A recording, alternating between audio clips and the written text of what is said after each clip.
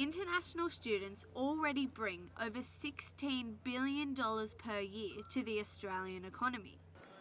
Despite this, New South Wales and Victoria are the only states that deny travel concessions to them.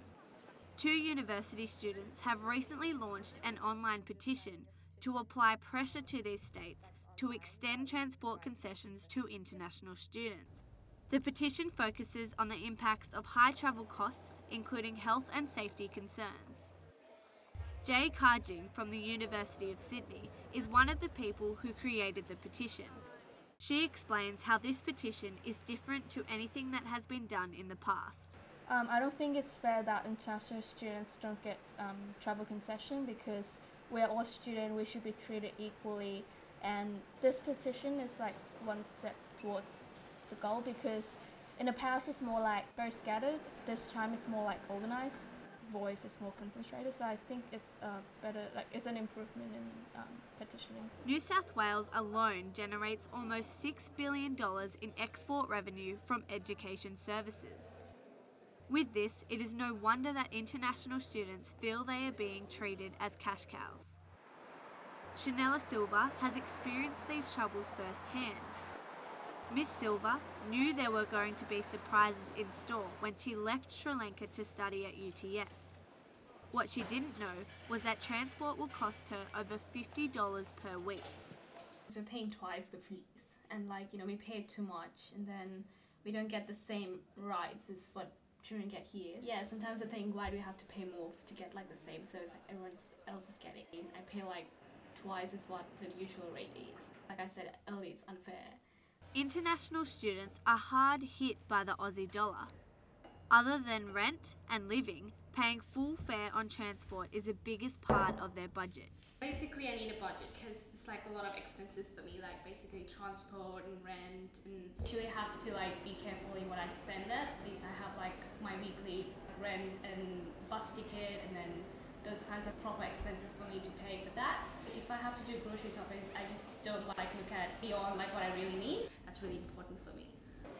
Education Officer of the UTS Students Association, Lyndall Butler, explains this issue also affects domestic students. It's an interesting inequality between states as well because some states have concession cards for all students. So in this campaign we were able to surface all of these issues and also highlight the exploitation of international students, which manifests itself in a number of ways, and transport is just the beginning. Kylie Hartman from the Council of International Students Australia explains how there are also safety issues that may arise. I do think there's a big safety factor that goes into transportation not being affordable. I've actually walked in the past one length of the transfer so I wouldn't have to transfer buses. And I've done this at times when it was perhaps not as safe to save the money. So a lot of students put themselves in unnecessary risks to cut down on the expense of transportation. Because if I use the bus twice a day, my bus ticket would run out for the week. But if I walked from town hall to uni, I would have saved a week and a half. So I have to do that every day. I was thinking I should save up the ticket money to just walk. Hi, can I get an adult my 10 bus ticket? Yeah. Concession one? No. Miss Hartman explains that one of the reasons international students don't receive concessions is due to the negative financial impacts it would bring. Part of the resistance with at least New South Wales is the fact that a lot of their transportation, some of it's actually privately owned, and those private companies don't want to take the financial loss of having the concession students on board. The government would lose over $90 million per year if they provided all students with concessions.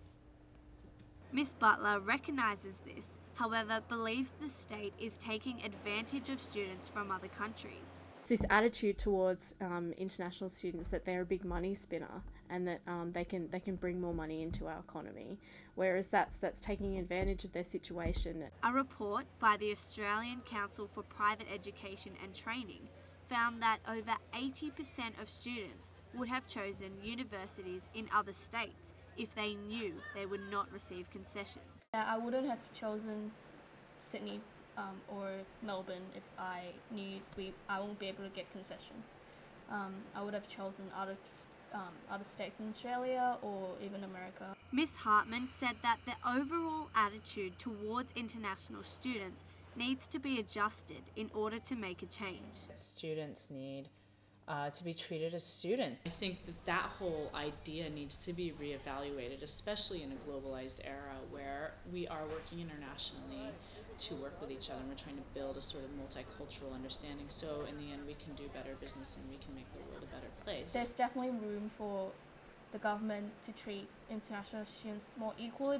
Miss Karjing said that if her petition did get passed, it would create a great sense of relief for all international students. If this year or something, like if we got it, we'll be really grateful for that and we'll be amazed actually, yeah. However, the question remains, what would be the longer lasting impacts on Australia's economy?